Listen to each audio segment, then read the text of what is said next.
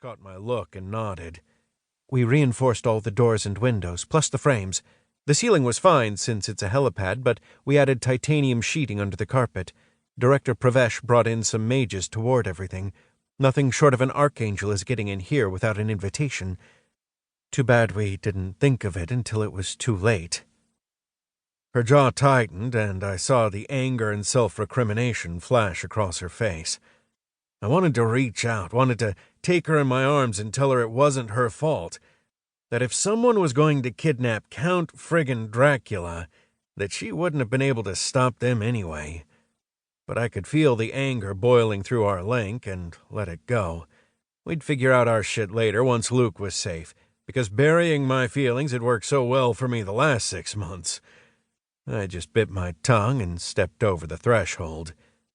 The place looked just like I remembered it, only with fewer archangels lounging about. There was a big conference table dominating the living room with 8 chairs around it. A monstrous TV hung on one wall, and the blinds were open to the balcony, letting in the first rays of sunlight. On a couch off to the side of the room, a tall African-American woman with dreads and her foot in a walking boot snored quietly, stretched out with a hammer laying on the floor next to her. A little girl with her mother's nose sat on the floor by the couch, playing on a tablet computer, and she grinned when she saw me walk in. "Uncle Q!" she cried as she sprang to her feet and barreled over to me.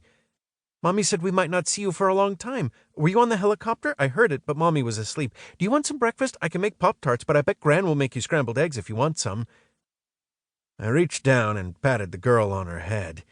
She wore pink and purple pajamas with unicorns on them, and I felt a little pang looking at them, thinking of my pal Dennis, who was once a computer genius, then spent several years as a disembodied soul trapped in the internet, and was currently the Archangel Uriel. My life, it has the weird. "Hey, Jenny," I said. "Pop-Tarts sound great. Do you have the brown sugar and cinnamon ones? Those are my favorite." "I don't know. I'll ask Gran." She turned and marched off to the kitchen, where her grandmother was busy making coffee. I followed the girl, giving my best smile to Cassie as I walked behind the bar into the kitchen. "Hey, Cassie," I said. Cassandra Harrison, Luke's current Renfield, turned from the coffee maker, and I gasped. Cassie was getting older, in her mid-60s now, but she'd never looked her age until right that moment. She looked old. She looked old, and she looked frail. This was the woman I'd seen stare down Frankenstein's monster without blinking, but now she stood there in the kitchen with her arm in a sling and a split lower lip, and she looked like a stiff breeze would knock her over.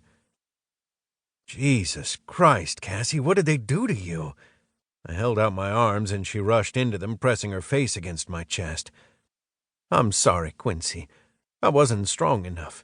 They burst in the door like some kind of SWAT team in the movies, all dressed in black with guns and smoke grenades and gas masks.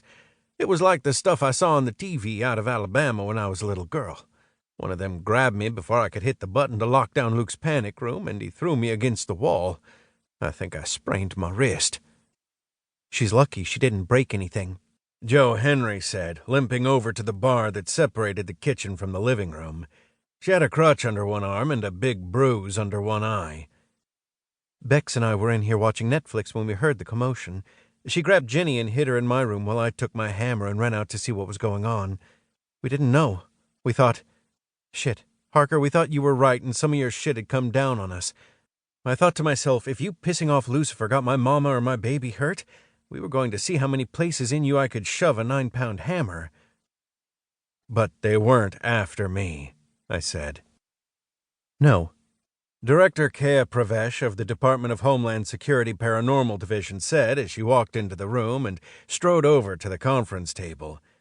It was still a couple hours before dawn, but Pravesh looked as put together as if it were 10 in the morning.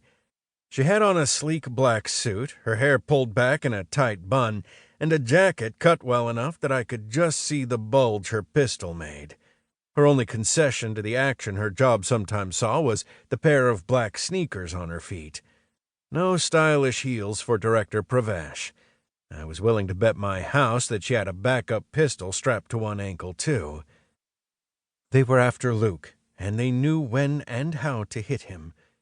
They came in mid-afternoon when the